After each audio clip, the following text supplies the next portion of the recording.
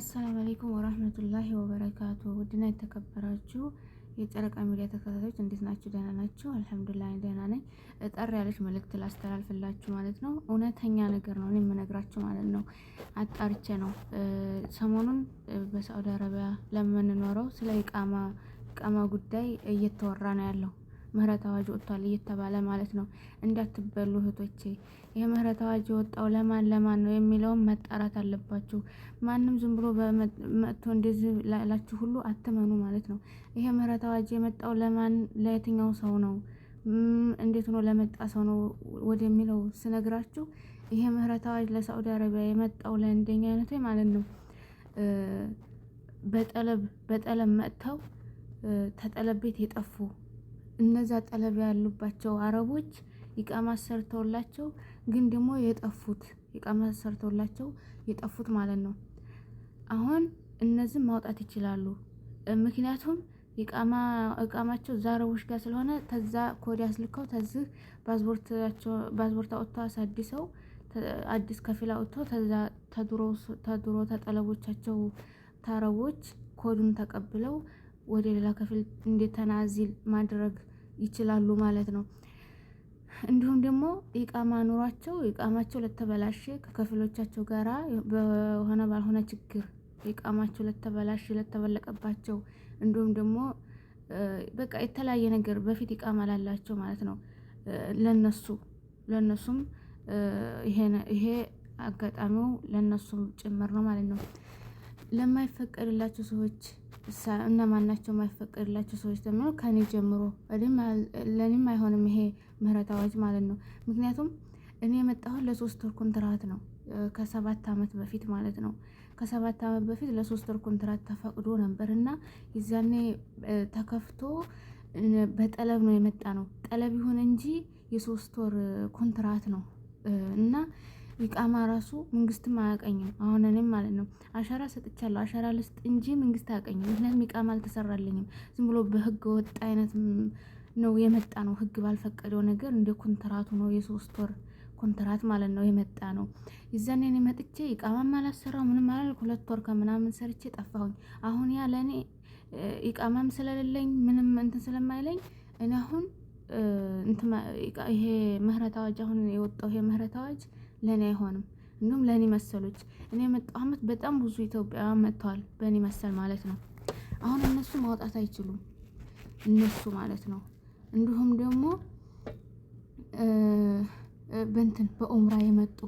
በኡምራም የመጡ ማውጣት አይችሉም። በኡምራ የመጡትም ማውጣት አይችሉም። ገባችሁ?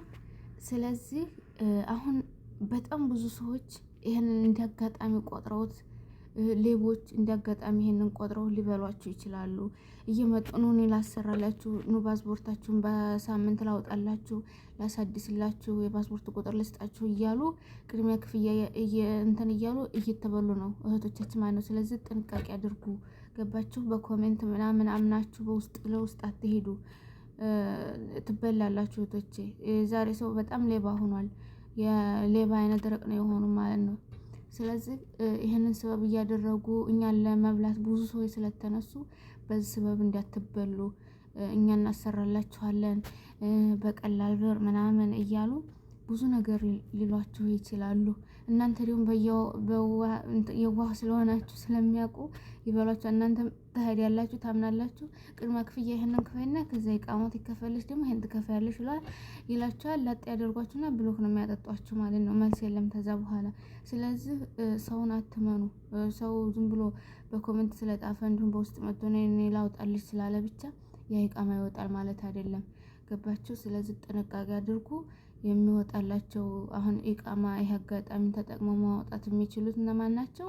በጠለም መተው ኢቃማ ተሰርቶላቸው የጠፉትና እንዲሁም በሆነው ባልሆነው ነገር ኢቃማ ድሮ ኑሯቸው አሁን ላይ ባልሆነ ነገር ኢቃማቸው ለተበለቀ እንዲሁም እንትኑ ዓመተ ምህረቱ ላለፈበት ታድሶ ኢቃማ ምናምን ለእንደዚህ አይነቶች ነው እንጂ የሚሆነው ለእንደኛ አይነቱ ወይ ለኮንትራት ለመጣ ነው።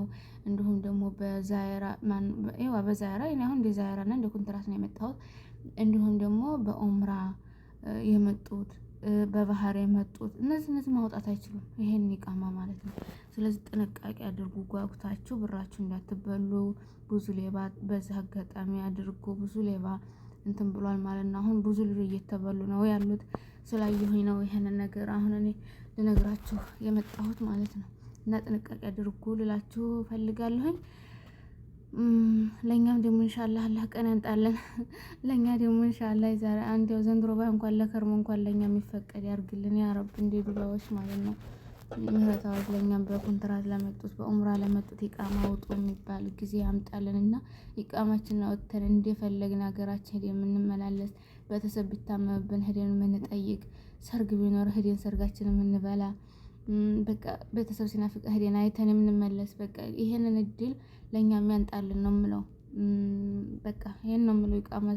ኢቃማ ሳኡዲ ላይ ያለው ሰው እድለኛ ነው ብዬ ነው የማስበው። በእርግጥ ብሩ እንዲህ ነው ለማይሰራ ሰው፣ እንዲሁም በዚህ ስራ በጠፋ ሰዓት ኢቃማ እንትን ማለት ለኢቃማ እና ይሄን እድል ለኛም ይስጠን ነው የምለው። ኢቃማ አሁን ላይ ስራ ለሌለው ሰው ምናምን በእርግጥ ከባድ ነው። አሁን እነዚህ አሁን እንትን ራሱ የተፈቀደላቸው ምህረት አዋጅ አሁን ለነሱ ገጠመ ለሆነላቸው ማለት ነው። ብሩ ቀላል አይደለም በነገራችን ላይ ወላሂ ብሩ ቀላል አይደለም። 21,000 ሪያል 19,000 18,000 ሪያል በላይ ነው እየፈጁ የሚያወጡት እንጂ እንደዚህ በቀላል አይደለም ብሩ ማለት ነው። ስለዚህ ይሄን ያህል ደግሞ አውጥተው ደግሞ እኔ እንጃ ደግሞ ይሄን ያህል ብር ለማግኘት በጣም ከባድ ነው። በዛ ላይ የኢቃማ አዲሳት አለ ለዲላላ የሚሰጣል ምናምን ብሩ ፎቅ ነው፣ ቅንጭላት ነው የሚነካው። እኔ እንጃ ያው ሰው ሀገር መኖር ማለት ነው እንጃ ብቻ እና ከባድ ነው። በርካሹ በነፃ ኢቃማ የሚወጣበት ጊዜ ያምጣልን ለኛም ለሁሉም። ወላሂ ኢቃማ ላለው ሰው በእርግጥ ይሰራል ሳውዲ አረቢያ። ያው ስራት ይጠፋ ግን መሽክላ ነው። ብቻ ለሁላችንም አላህ ያመቻችልን። ተዝኩሉ ደግሞ አላህ ስደት በቃችሁ ብሎ ደግሞ ለሀገራችን አብቅቶን በሀገራችን ርዚቁን ይክፈትልን ብዬ ነው የምመኘው ለሁላችንም። ስደት እስከመቼ፣ ሰው ቤት እስከመቼ፣ ሰው ሀገር እስከመቼ በጣም ነው የሰለቸኝ ወላሂ በጣም ማለት ነው። ሀገራችን ሰላም አጣ። ሀገር እንግባ ብንል ብር ኖሮን ሀገር እንግባ ብንል እንኳን ሀገራችን ሰላም የለም። እዛ ሄደን የጥይት ራት ነው የምንሆነው።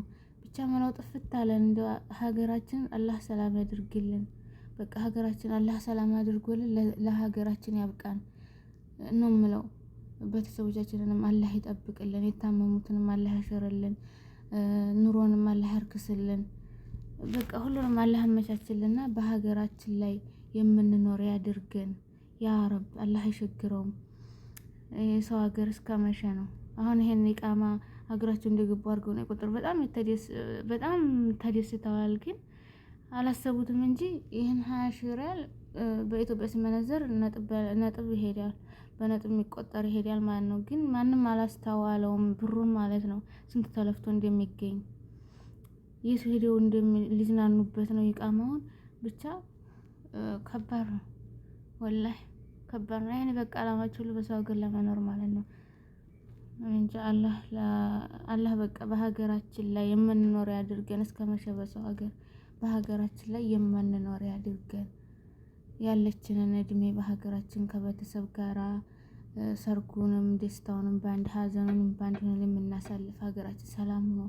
በቃ ማን እንደ ሀገር እና አላህ ሀገራችንን ሰላም አድርጎ ለሀገራችን ሁላችንም ለሀገራችን ያብቃን። ቤተሰቦቻችንን ተቆጥር አላህ ያጉድልብን፣ በሰላም አላህ ያገናኘን፣ በሀገራችን ርዝቁን ይክፈትልን ነው የምለው።